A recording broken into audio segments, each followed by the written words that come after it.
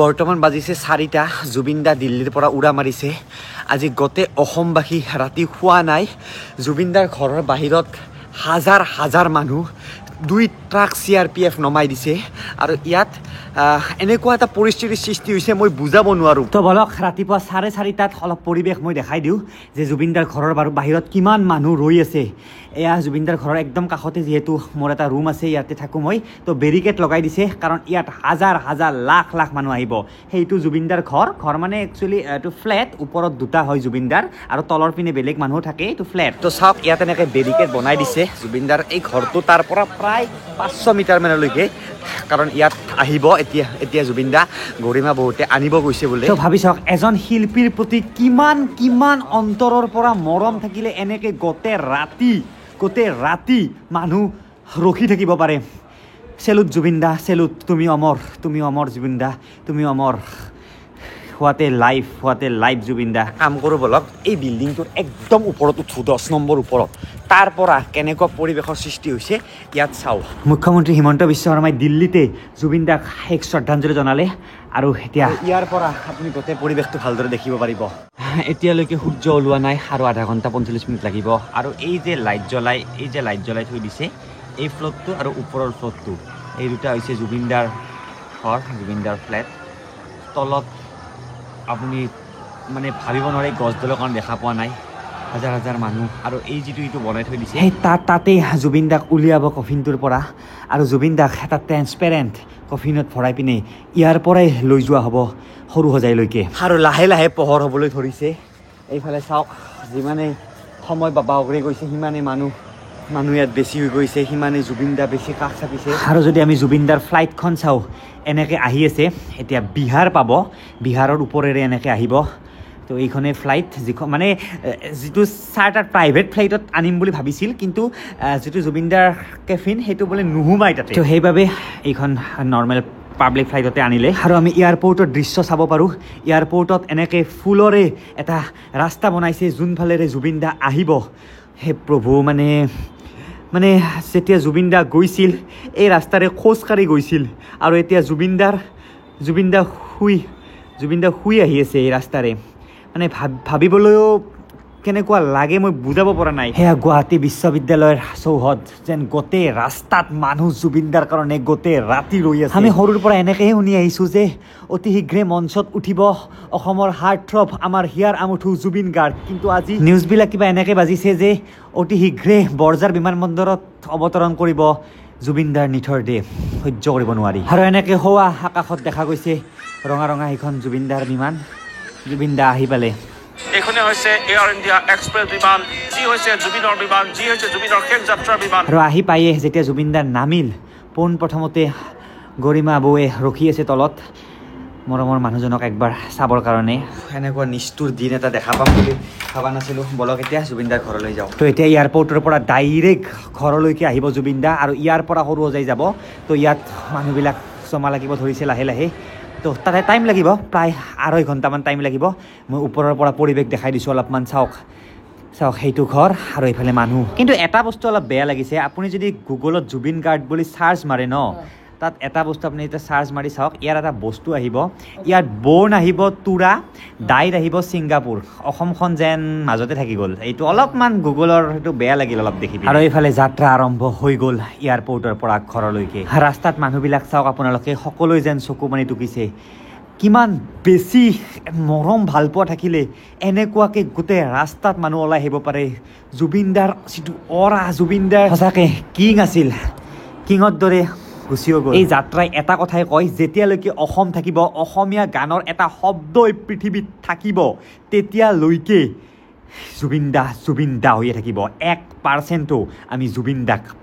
নাপাহৰোঁ আৰু ভৱিষ্যত প্ৰজন্মক আমি পাহৰিব নিদিওঁ লাগে আজিৰ পৰা 30 বছৰ পিছত জন্ম ল'ৰাটো হওক 50 বছৰ পিছত জন্ম ল'ৰাটো হওক জানিব লাগিব জুবিন দা কোন আছিল আৰু এইফালে এম্বুলেঞ্চৰ ভিতৰৰ পৰা সেয়া জুবিন দা তাত শুই আছে আৰু এইফালে গৰুমা বৌয়ে জীৱনৰ শেষ যাত্ৰা কৰি আছে জুবিন দাৰ লগত এইফালে সেই এম্বুলেঞ্চখনৰ ভিতৰৰ পৰা এইটো লাইভ জীৱনৰ প্ৰতিটো যাত্ৰাত একেলগে থাকিম বুলি প্ৰতিশ্ৰুতি দিছিল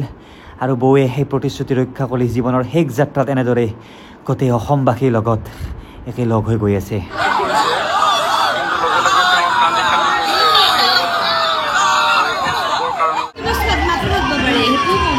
আৰু এইফালে সৰু সজাই ষ্টেডিয়ামৰ গেট খুলি দিলে মানুহ চাওক লাখ লাখ মানুহ সোমাই আহিছে কোনো CRPF কোনো পুলিচে এই ইমোশ্যন ৰাখিব নোৱাৰে আৰু নাৰাখেও কিয় ৰাখিব সেইবিলাক দৃশ্য যেন যুগ যুগৰ কাৰণে যুগময় হৈ থাকিল কেতিয়াও পাহৰিব নোৱাৰে এইবিলাক দৃশ্য কেতিয়াবা এতিয়ালৈকে কোনেও দেখা নাই জুবিন দাক মানে কফিনটো খুলি দিয়া নাই কিন্তু পুৰা চকুৰ পানী মানে সেই মোমেণ্টটো কেনেকুৱা হ'ব ভাবকচোন যেতিয়া কফিনটো খুলিব আৰু এই যিটো ৰাস্তাৰে আহিব জুবিনদাৰ ঘৰৰ সন্মুখৰ ৰাস্তাটো গোটেই ৰাস্তাত ফুল দি দিয়া হৈছে আৰু এই ৰাস্তাৰে কোনো মানুহক চেণ্ডেল পিন্ধি জোতা পিন্ধি যাব দিয়া নাই আই লাভ ইউ জুবিন দা ইয়াত আছে যদি কোনোবাই চেণ্ডেল পিন্ধি যায় তেওঁক গালি দি আছে যে খালী ভৰিৰে যে গৈ আছে তো বলক 10 নম্বৰ ফ্ল'ৰত যাওঁ ভালকৈ দেখিম তাৰ পৰা একবাৰ আৰু এতিয়ালৈকে শুনি আছিলোঁ যে অসমৰ হাৰ্টথ্ৰব জুবিন দা অলপ দেৰিকৈ মঞ্চত আহি আছে কিন্তু আজি পৰিৱেশটো একেই সকলোৱে জুবিন দাৰ কাৰণে ৰৈ আছে কিন্তু এনেকুৱা লগা নাই যে জুবিন দা মানে এতিয়াও এনেকুৱা লাগি আছে জুবিন দাই কিবা প্ৰগ্ৰেম কৰিব নেকি কিবা স্পেচিয়েল প্ৰগ্ৰেম হ'ব এইটো জুবিন দাৰ যিজন মানুহে কোনো জেনেৰেশ্যন কোনো এজ নাই এয়া চাওক এইটো আবু আইতা আৰু সৰু বাচ্চাৰ পৰা চব জেনেৰেশ্যনকে ধৰি লৈছিল যিজন মানুহে বৰগীতৰ পৰা হিন্দীৰ পৰা জুবিন দাই কিমান পালে চেষ্টা কৰোঁ ওপৰৰ পৰা চাব তো আজি গুৱাহাটীৰ পৰিৱেশ এয়া ওপৰৰ পৰা চাব চেষ্টা কৰিছোঁ জুবিন দা অহা ৰাস্তাটো এইটো ৰাস্তাৰে আহিব এইটো ৰাস্তা মানে একচুৱেলি এই লখৰা হৈ পেলাই সেইফালে আহিব না তো এই যিটো খালী ৰাস্তা আছে এই ৰাস্তাটোৰে আহিব তো এই তালৈকে দেখা দেখি নাই কিন্তু হাৱেৰে সোমোৱা বুলি গম পাইছোঁ দক্ষিণ হৈ পিনে তেনেকুৱাকৈ আহিব আৰু এইফালে সেইফালে সেয়া জুবিনদাৰ যদিও ৰাইজক কোৱা হৈছিল যে ইয়াত আহিব নালাগে অনলি পৰিয়ালৰ কিছু মানুহে চাব কিন্তু ইয়াত চবফালে মানুহ আৰু জুবিনদাৰ পিছে পিছে আহি আছে প্ৰায় 1-2 লাখ মানুহ তো গোটেইখিনি মানুহ যেতিয়া ইয়ালৈ আহিব ভাবকচোন কেনেকুৱা হ'ব ইয়াৰ পৰিৱেশ আৰু মোৰ লগতে নীলোৎপল দা আছে জুবিনদাৰ লগত বহুত প্ৰগ্ৰেম একেলগে কৰিলে নীলোৎপল দাই জুবিনদাৰ লগত গান গালে তো নীলোৎপল দা কি হৈ গ'লে ইয়াৰ কি ক'ব বহুত দুখ লাগিছে কি ক'ম আৰু এই সময়ত একদম খঙত জ্বলি পৰি আছোঁ কাৰণ আমাক অতি সোনকালে শ্যাম কানু মহন্ত আৰু যিখিনি মানুহ লগত আছিলে আমাক সেই গোটেই মানুহখিনি অসমত লাগে হয় লাগে তেওঁলোকৰ পৰা প্ৰতিটো কথা উত্তৰ বিচাৰক যে কিবাও কম্প্ৰমাইজ কৰা হৈছিল নেকি প্ৰতিটো ছেকেণ্ডৰ খবৰ কৰক যে কিয় জুবিন দা যেতিয়া নাৱত গৈছিল কিয় অলপমানো কোনেও নাভাবিলে যে মানুহজনৰ কিবা এটা প্ৰব্লেম আছে বেমাৰ এটা হয় মাজে মাজে পানী জুইৰ পৰা দূৰত ৰখা ভাল হ'ব কিয় নাভাবিলে প্ৰতিজন মানুহ হাৰি যাব যাতে নোৱাৰে কোনেও যাতে অসমত নাহাকে থাকিব নোৱাৰে মোৰ ক'ব একো ভাষা নাই প্ৰতিজন মানুহে বৰ্তমান স্তব্ধ হৈ গৈছে জাষ্ট ৰখি আছে জুবিন দা আহিব আৰু সেই সময়টো আহি পালে জুবিন দা আহি পালে জাষ্ট আৰু 5 মিনিট ধৈৰ্য ধৰক জুবিন দা অমৰ হওক অমৰ হক জুবিন দা অমৰ হক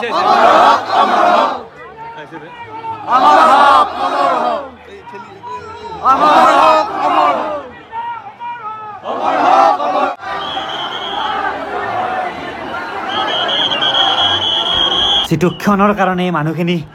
আজি কালি ৰাতিৰ পৰা ৰৈ আছে ফাইনেলি সেই সময় আহি পালে নিজৰ ঘৰখনত জুবিন দা শেষবাৰৰ কাৰণে সেয়া জুবিনদাৰ বাহন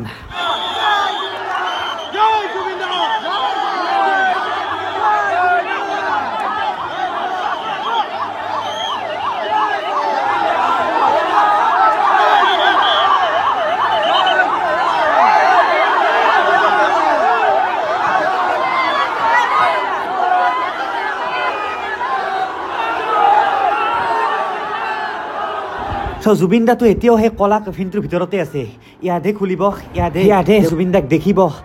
গৰিমা বৌৱে হওক জুবিন দাৰ পিতৃ হওক তো পালে সেয়া ঘৰ বলক পিছে যাব চেষ্টা কৰোঁ বলক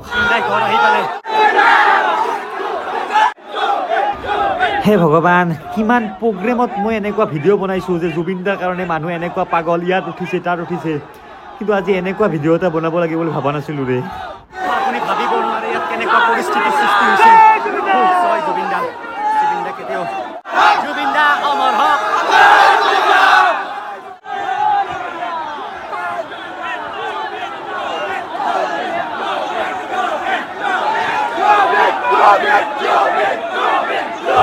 জুবিন দাৰ ঘৰৰ বেলকনিত বহি কান্দি আছে মানুহখিনিয়ে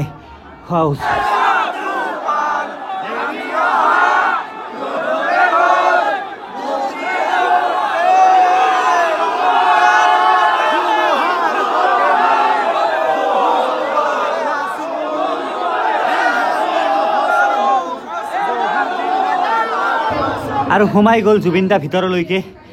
তো তাৰ ভিতৰততো আমি যোৱা এলাও নাই কাৰণ ইয়াত কৈছে পৰিয়ালৰ মানুহখিনিক তো জুবিনদাৰ ওচৰত যাম মই সৰুসজাই ষ্টেডিয়ামত কিন্তু এতিয়া ঘৰত জুবিনদাৰ ওচৰত যাব নোৱাৰিম আৰু শেষত জুবিনদাক দেখা পালোঁ জুবিনদাৰ মুখত যেন সেই উজ্জ্বল সেই ব্ৰাইটনেছটো এতিয়াও আছে কাষত পত্নীয়ে যেন কিবা কিবি কৈ আছে জুবিনদাহে শুনিছে জুবিনদাহে বুজি পাইছে আৰু এনেকৈ সৰুসজাই ষ্টেডিয়ামলৈকে জুবিনদাক লৈ যোৱা হ'ল